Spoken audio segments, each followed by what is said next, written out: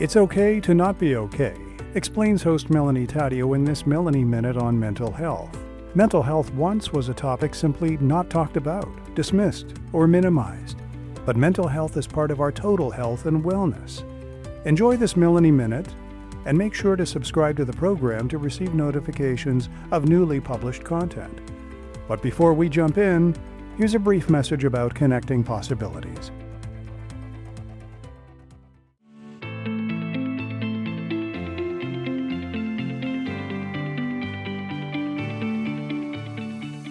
"10 years in the making, Connecting Possibilities, the story of Connect for Life," is Melanie Taddeo's newest publication about the charity she created in 2014.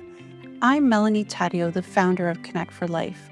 Connecting Possibilities is a story of growth, leadership, and accessibility.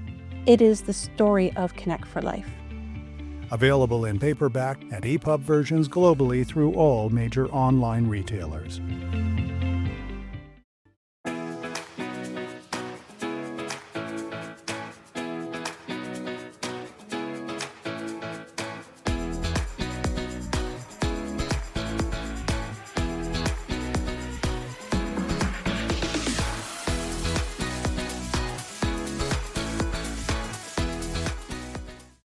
Welcome to another Melanie Minute. When I say mental health, what comes to your mind? For years, mental health was not really talked about. It was kind of brushed under the carpet. It was a sign of weakness. It was something that we didn't talk about. But over the years, it has definitely become less stigmatized and more in the realm of everyday life, because 1 in 4 people in our lives usually have some mental health condition. And that's kind of staggering when you think of that number. So today I thought we'd take a little look at mental health and well-being. So what is this actually? Good mental health and well-being is when you feel calm, cool, collective, and nothing that is causing you great stress. But some of us face more stress in lives than others do. Everyday stress can be amplified when you don't have the right coping strategies in place or don't have the ability to handle certain adversities in life. And there are things that are going to trigger this more so. Mental health comes in different forms and shapes. It can be something like anxiety or stress or depression. It also can be more complex mental health conditions that have more medical concerns. But also mental health and well-being can just be everyday people that don't necessarily have a diagnosed mental health condition, not being able to cope with everyday issues. Poverty, lack of employment opportunities, the stress of everyday life in the world can be something that we all have to tolerate and deal with, but some people may not be able to cope or deal with these as well as others. And this is not a man or a woman or any individual thing. It happens to all individuals, despite age, race, gender, identity, or ability. And it's something that needs to be talked about more and more.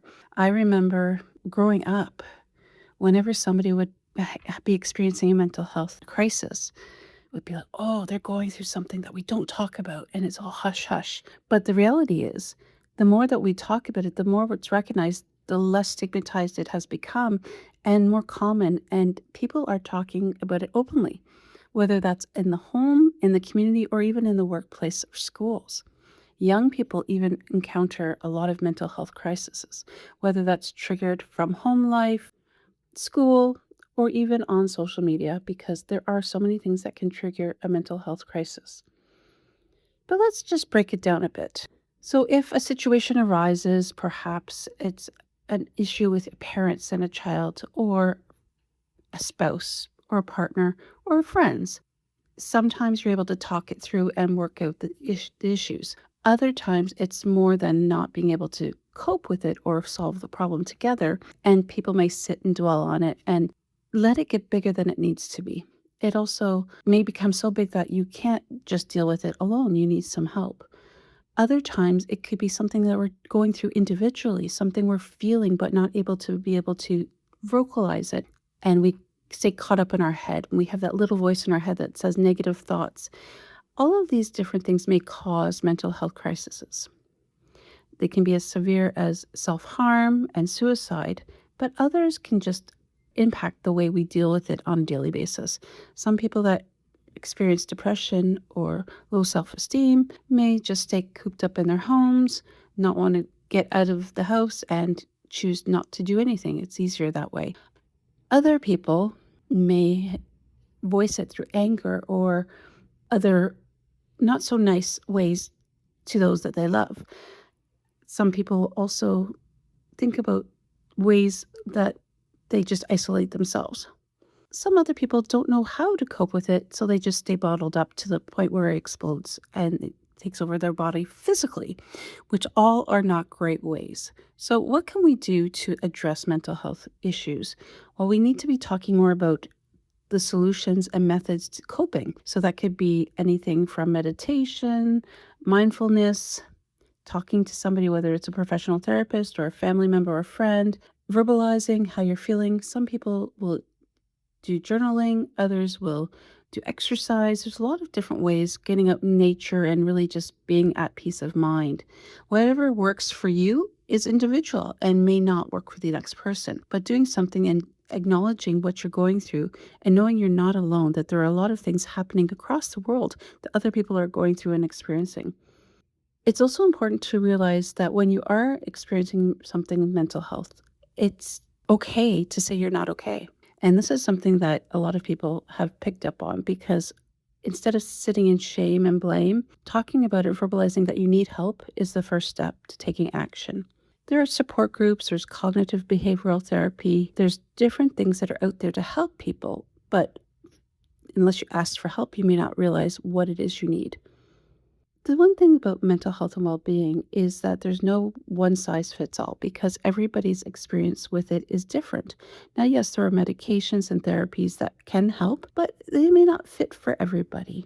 The only way finding out what works best for you is by actually taking action and addressing the elephant in the room.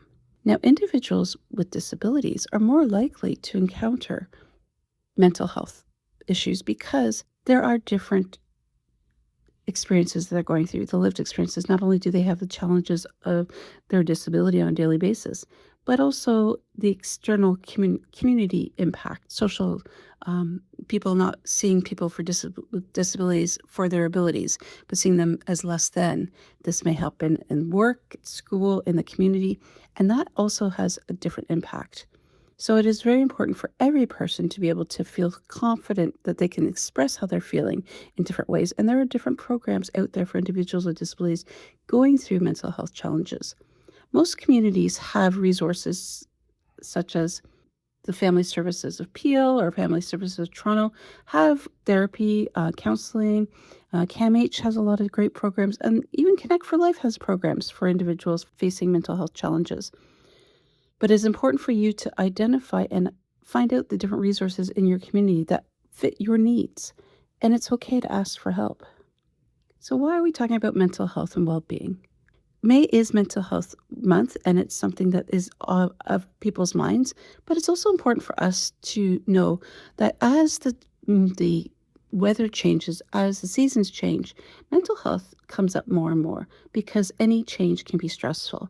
It's important for you to get out, enjoy the vitamin D and the sunshine as much as you can, but also to see what else is out there as far as engagement with people, because isolating yourself away isn't necessarily the best way to sort things out. Having conversations with people just about the day, the weather, anything will actually make you feel a little bit more grounded. And looking at other resources out there to fit your needs are important. But what's most importantly is to check on your neighbors, your friends, your family. Do a touch point to see how they are and how they're coping, because sometimes people are suffering in silence, and that's when things can get out of hand, and we want to make sure that we are a touch point for many people. How is your mental health? How do you cope? How are the people in your lives coping? I encourage you to actually do some self-reflection and ask yourself, are you okay? And if you're not, that's okay, because it's okay not to be okay. Find out what resources are available for people going through any mental health crisis. And also take an audit of your resources in your workplace, in the community that you belong to. Are there resources available to people going through different mental health challenges? It's really important to have this conversation. And if you are looking for any resources, please feel free to reach out to Connect for Life. We're happy to share. Again, it takes time and effort for us all to take action, to pay attention to how we're feeling, talk about the emotions, the stress, the anxiety, and also to address anything with our pharmacist or doctors if we need more professional help. It's okay to ask for help because it's okay not to be okay. Until next time.